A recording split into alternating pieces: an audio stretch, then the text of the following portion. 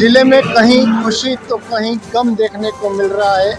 कहीं पटाखे फूट रहे हैं तो कहीं आक्रोश का रोष सड़कों पर देखने को मिल रहा है। चित्तौड़ जिले की सभी विधानसभा सीटों पर भाजपा और कांग्रेस ने अपने प्रत्याशी घोषित कर दिए हैं। वहीं जो सपने उम्मीदवारों ने जताए थे उनको टिकट नहीं मिलने से मायूसी छाई हुई है। उनके कार्यकर्ताओं में आक्रोश देखने को मिल रहा है। तो जिनको टिकट मिला है उन खेमे में खुशियों की लहर दौड़ गई है, क्योंकि भाजपा हो या कांग्रेस हो, दोनों के प्रत्याशी दलों ने सभी ने अपने अपने सपने संजोए थे।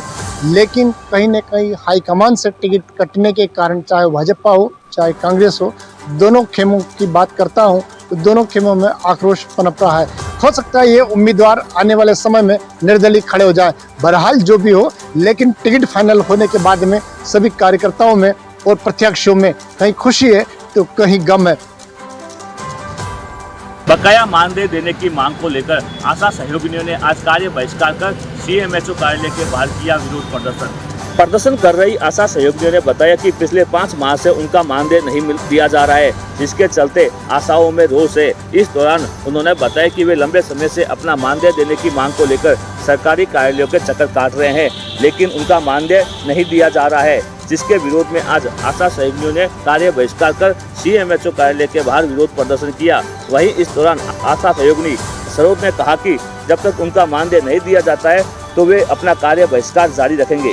आशा सहयोगिनियों ने कहा कि राजस्थान सरकार उन्हें इतना कम मानदेय देती है, वो भी पिछले 5 माह से नहीं दिया जा रहा है, जिसके चलते उन्हें मजबूरन ये कदम उठाकर कार्य बहिष्कार करना पड़ रहा है। शाहबाद पुलिस थाना क्षेत्र के खंडा सहरोल गाँव में एक वृद्ध महिला की 5 दिन पहले किसी अज्ञात व्यक्ति ने हत्या कर दी थी। इसकी रिपोर्ट परिजनों ने पुलिस को दी थी।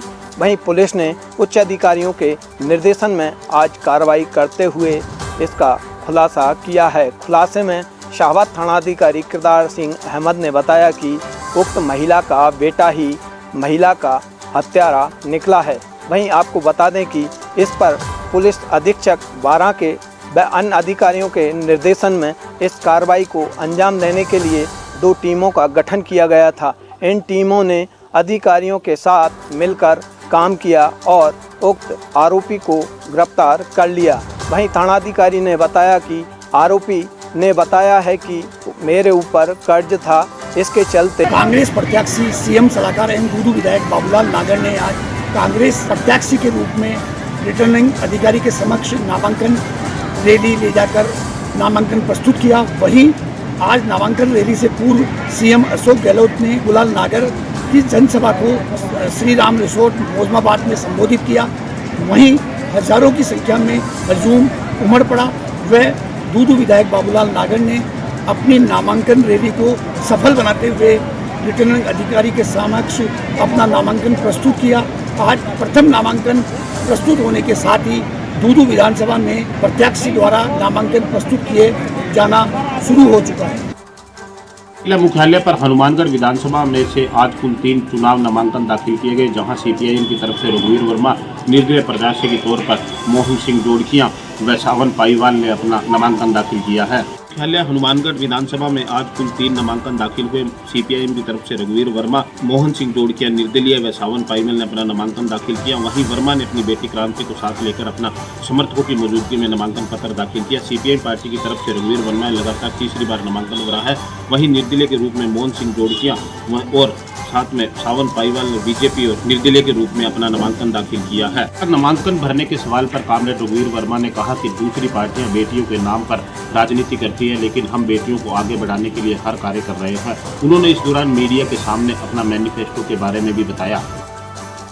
बांसवाड़ा में आज विधानसभा के चुनाव के नंदर नामांकन प्रक्रिया को देखते हुए आज बागीदोरा विधानसभा से कृष्णा कटारा ने अपना नामांकन प्रस्तुत किया है। उनके साथ केंद्रीय मंत्री अर्जुन मुंडा मौजूद रहे। उन्होंने जनसभा को संबोधित किया। उधर कांग्रेस की ओर से महेंद्रजीत सिंह मालविया ने भी अपना नामांकन प्रस्तुत किया। मालविया के साथ में कांग्रेस के पदाधिकारी भी मौजूद रहे। इधर कुशलगढ़ विधानसभा क्षेत्र भीमाभाई डामोर ने अपना नामांकन प्रस्तुत किया। उनके साथ में गुजरात के उप मुख्यमंत्री नितिन पटेल मौजूद रहे। जनसभा को संबोधित करते हुए कहा कि इस बार रिकॉर्ड तोड़ मत से कुशलगढ़ विधानसभा सीट से जीतेंगे। विधानसभा सीट से भाजपा किसको टिकट देती है, लेकिन सूची आ गई है और धन सिंह रावत को उम्मीदवार बनाया है। जैसे ही धन सिंह रावत का उम्मीदवार की घोषणा हुई है, उनके घर पर ढोल नगाड़ों और आतिशबाजी के साथ नारेबाजी की जा रही है। भारतीय जनता पार्टी की राजस्थान में प्रत्याशियों की सूची घोषित होते ही कठुमर विधानसभा क्षेत्र से पूर्व विधायक रमेश खींची का नाम की घोषणा होते ही कार्यकर्ता खुशी से झूम उठे। वहीं समर्थकों ने एक दूसरे को मिठाई खिलाकर और बम पटाखे फोड़कर खुशी का इजहार किया। गौरतलब है कि रमेश खींची को पुराने राजनीतिक अनुभव को देखते हुए भाजपा ने इन पर दाव लगाया है। सन 2018 में कांग्रेस का टिकट कटने के बाद भाजपा में रमेश खींची शामिल हो गए थे। रमेश खींची के टिकट मिलने की घोषणा के बाद कठुमर खेड़ली कस्बे सहित ग्रामीण क्षेत्रों में कार्यकर्ताओं ने और समर्थकों ने एक दूसरे को मिठाई बांटी तथा बम पटाखे फोड़े। कठुमर विधानसभा क्षेत्र से करीब 1 दर्जन भाजपा के कार्यकर्ता टिकट की दौड़ में थे, जिसमें पूर्व मंत्री व कई बार चुनाव लड़ चुके प्रत्याशी भी शामिल थे। वहीं रमेश खींची जो कांग्रेस से 2 बार विधायक, 1 बार पंचायत समिति प्रधान और कार्यकारी जिलाध्यक्ष अलवर कांग्रेस कमेटी के भी रह चुके हैं। डीग जिले की कामा विधानसभा क्षेत्र में भाजपा द्वारा नौक्षम चौधरी को अपना प्रत्याशी घोषित किया गया है। भाजपा प्रत्याशी घोषित होने के बाद कामा क्षेत्र में मिलीजुली प्रतिक्रिया सामने आई है। सरपंच संघ के पूर्व अध्यक्ष राजेश गुर्जर के नेतृत्व में समर्थकों ने आतिशबाजी व मिठाई बांटकर जश्न मनाया है। हम आपको बता दें कि भाजपा प्रत्याशी नौक्षम चौधरी पेशे से फैशन डिजाइनर है और 1 करोड़ रुपए का सालाना पैकेज छोड़कर विदेश से भारत आ गई थी। नौक्षम चौधरी के पिता राम कुमार चौधरी रिटायर्ड जज हैं और माता रंजीत कौर ब्यूरोक्रेट हैं। नौक्षम चौधरी को 10 भाषाओं का ज्ञान है। उन्होंने पिछला चुनाव भारतीय जनता पार्टी के टिकट पर हरियाणा की पुराना विधानसभा सीट से लड़ा था, जहां कांग्रेस के प्रत्याशी मोहम्मद इलियास ने उन्हें पराजित कर दिया था। भाजपा ने हरियाणा मूल की नौक्षम चौधरी को कामा से अपना प्रत्याशी बनाया है, तो वहीं कांग्रेस द्वारा अपना प्रत्याशी अभी घोषित नहीं किया गया है। हॉट सीट बनी मेव बहाल्या कामा विधानसभा सीट पर भाजपा द्वारा मेवों को दरकिनार किए जाने पर मेव समुदाय के लोगों ने गहरी नाराजगी जताई है। विधानसभा चुनाव को लेकर प्रशासन की तैयारियां जारी। कलेक्ट्रेट में किया गया ईवीएम और वीवीपैट का रेंडमाइजेशन। चूरू जिले में होने वाले विधानसभा आम चुनाव 2023 को लेकर जिला निर्वाचन विभाग एवं जिला प्रशासन की तैयारियां बदस्तूर जारी है। इसी क्रम में गुरुवार शाम को राजनीतिक दलों की प्रतिनिधियों की मौजूदगी में कलेक्ट्रेट स्थित सभा कक्ष में ईवीएम और वीवीपैट का रेंडमाइजेशन किया गया। इस अवसर पर जिला निर्वाचन अधिकारी कलेक्टर सिद्धार्थ सिहाग, अतिरिक्त जिला निर्वाचन अधिकारी लोकेश गौतम एवं जिले की सभी 6 विधानसभा सीटों से निर्वाचन अधिकारी एसडीएम मौजूद रहे। इस दौरान राजनीतिक दलों के प्रतिनिधियों की मौजूदगी में सभी ईवीएम और वीवीपैट का पावर पॉइंट पर प्रेजेंटेशन किया गया और उनको लॉक किया गया। ईवीएम और वीवीपैट के इस रेंडमाइजेशन के दौरान भारतीय जनता पार्टी की ओर से नारायण बेनीवाल, कांग्रेस पार्टी की ओर से पुरुषोत्तम शर्मा सहित अन्य राजनीतिक दलों के प्रतिनिधि मौजूद रहे। सभी ने प्रिंट आउट पर हस्ताक्षर कर रेंडमाइजेशन को अपनी अनुमति और स्वीकृति प्रदान की। लंबे इंतजार के बाद भाजपा ने अपनी तीसरी सूची जारी कर दी है और इस तीसरी सूची में बयाना, नदबई और कामा विधानसभा सीट से भाजपा ने अपने प्रत्याशी घोषित कर दिए हैं। भाजपा ने अपनी तीसरी सूची में नदबई विधानसभा सीट से भरतपुर के जिला प्रमुख व पूर्व केंद्रीय विदेश मंत्री कुंवर नटवर सिंह के बेटे कुंवर जगत सिंह को प्रत्याशी बनाया है। इसके अलावा बयाना सुरक्षित विधानसभा सीट से पूर्व में विधायक रहे बच्चू सिंह बंसीवाल पर भाजपा ने अपना भरोसा जताया है। इसके अलावा बात करें कामा विधानसभा सीट की, तो यहां से भाजपा ने नए चेहरे के रूप में नौक्षम चौधरी को टिकट दिया है। अब भले ही भाजपा की तीसरी सूची आ गई हो, लेकिन बात करें कामा और बयाना की, तो यहाँ कुछ चेहरे ऐसे हैं जो टिकट मांग रहे थे लेकिन टिकट नहीं मिलने पर बगावत भी कर सकते हैं और भाजपा को इस चुनाव में बगावत का सामना भी करना पड़ सकता है।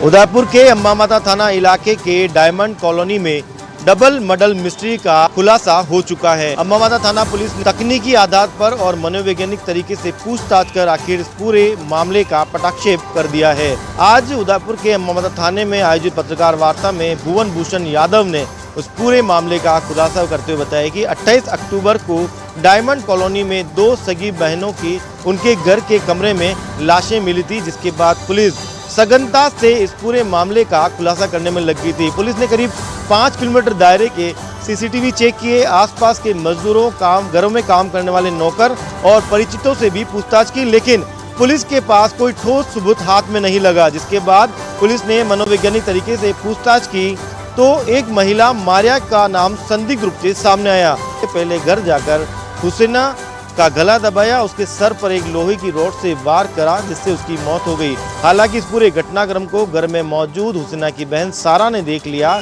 जिसके बाद मारिया ने सारा की भी हत्या कर दी। अगले दिन मारिया ने घर पर जाकर कालीन पर पेट्रोल छिड़का और वहां पर आग लगाई, जिससे ये पूरा घटनाक्रम आग लगने का सामना है। राजस्थान में चुनावी बिगुल बजने के बाद अब विधानसभा क्षेत्रों में प्रत्याशी अपने आवेदन जमा करवाने शुरू हो चुके हैं। सुमेरपुर में भी वर्तमान विधायक जोराराम कुमावत ने कल आवेदन जमा करवाया था, लेकिन आज तीसरे दिन पूर्व विधायक मदन राठौड़ ने भी निर्दलीय के रूप में 2 आवेदन जमा करवाकर निर्दलीय चुनाव लड़ने की ताल ठोक दी है। मैं आपको बताना चाहूँगा कि अभी तक कांग्रेस की तरफ से एक प्रत्याशी का नाम घोषित नहीं हुआ है, जिसको लेकर कांग्रेसी कार्यकर्ताओं में असमझ की स्थिति बनी हुई है। लेकिन मैं आपको बताना चाहूँगा कि सुमेरपुर में अब त्रिकोणीय मुकाबला होते हुए दिखाई देने लगा है, क्योंकि वर्तमान विधायक जोराराम के खिलाफ में पूर्व विधायक मदन राठौड़ मैदान में आने से एक बार भाजपा को चुनौती मिलती हुई दिखाई दे रही है। जगदीश राज पुरोहित मैदान में है और पूर्व प्रत्याशी रंजू रामावत भी टिकट की दौड़ में है, लेकिन देखना होगा कि कांग्रेस किसके ऊपर मोहर लगाती है। कांग्रेस के दिग्गज नेता डॉक्टर सीपी जोशी की मौजूदगी में कुंभलगढ़ से कांग्रेस के प्रत्याशी योगेंद्र सिंह परमार ने आज अपने दल बल के साथ अपना नामांकन पत्र दाखिल किया। वहीं भाजपा उम्मीदवार सुरेंद्र सिंह राठौड़ से नाराज होकर बागी बने अनूप सिंह कुंडावत ने भी बतौर निर्दलीय अपना नामांकन पत्र दाखिल कर ताल ठोक दी है। कुंभलगढ़ के कांग्रेस प्रत्याशी योगेंद्र सिंह परमार ने अपने दल बल के साथ आज शक्ति प्रदर्शन करते हुए अपना नामांकन पत्र दाखिल किया। इस मौके पर उनके साथ कांग्रेस के दिग्गज नेता डॉक्टर सीपी जोशी, कांग्रेस जिला अध्यक्ष हरि सिंह राठौड़, कुंभलगढ़ पूर्व विधायक गणेश सिंह परमार के अलावा बड़ी संख्या में समर्थक मौजूद रहे।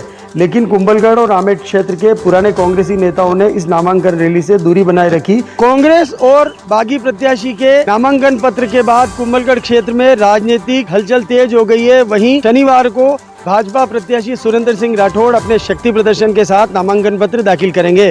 भारतीय जनता पार्टी ने अपनी तीसरी सूची जारी कर दी। इसके साथ ही डीडवाना, लाडनू, डेगाना और खींवसर से उम्मीदवार तय हो गए हैं। डीडवाना से एक बार फिर जितेंद्र सिंह जोधा को मौका मिला है, लेकिन यूनुस खान की टिकट काट ली गई है। पिछले चुनाव में ऐन वक्त पर यूनुस खान को टोंक भेज दिया गया था, लेकिन इस बार यूनुस खान को पूरी तरह से पार्टी ने दरकिनार करते हुए टिकट काट ली है। इसके साथ ही लाडनू से स्वर्गीय ठाकुर मनोहर सिंह के पुत्र करणी सिंह को टिकट देकर मैदान में उतारा गया है। राजस्थान की हॉट सीट माने जाने वाली खींवसर विधानसभा सीट पर भारतीय जनता पार्टी ने रेवत राम डांगा पर दाव खेला है। रेवत राम डांगा राष्ट्रीय लोकतांत्रिक पार्टी के कार्यकर्ता थे और उन पर हनुमान बेनीवाल का ठप्पा लगा हुआ था, लेकिन चुनाव से एन वक्त पहले ज्योति मिर्जा ने अपना दांव खेलते हुए उन्हें भारतीय जनता पार्टी ज्वाइन करवाई और उन्हें टिकट देकर मैदान में उतार दिया है। आज टिकट कटने के साथ ही यूनुस खान के कार्यकर्ताओं में मायूसी देखने को मिली और इसके साथ ही एक आवाज उठने लगी है कि यूनुस खान को यहां से निर्दलीय चुनाव लड़ना चाहिए। यूनुस खान के घर पर आज सुबह से ही कार्यकर्ताओं की भीड़ लगी हुई है। जयपुर स्थित आवास पर यूनुस खान कार्यकर्ताओं की मीटिंग लेकर आगे का निर्णय कार्यकर्ताओं पर छोड़ दिया है। बूंदी जिले की तीनों विधानसभा सीटों पर इस बार चुनाव में रोचक मुकाबले होते दिख रहे हैं, क्योंकि दोनों ही पार्टियों ने इस बार अधिकांश सीटों पर प्रत्याशियों को रिपीट किया है। हिंडोली विधानसभा में भाजपा ने इस बार पूर्व कृषि मंत्री प्रभुलाल सैनी को अपना उम्मीदवार बनाया है। सैनी का मुकाबला मंत्री अशोक चांदना से होगा। चर्चा है कि प्रभुलाल सैनी जातीय समीकरण के आधार पर कांग्रेस के अशोक चांदना से सीधी टक्कर ले सकते हैं। उधर बूंदी विधानसभा सीट पर कांग्रेस ने पूर्व मंत्री हरिमोहन शर्मा पर लगातार दूसरी बार विश्वास जताया है, तो भाजपा ने चौथी बार अशोक डोगरा को मैदान में उतारा है। भाजपा प्रत्याशी अशोक डोगरा बूंदी विधानसभा सीट से 2 बार ममता शर्मा और 1 बार पूर्व मंत्री हरिमोहन शर्मा को पराजित कर चुके हैं।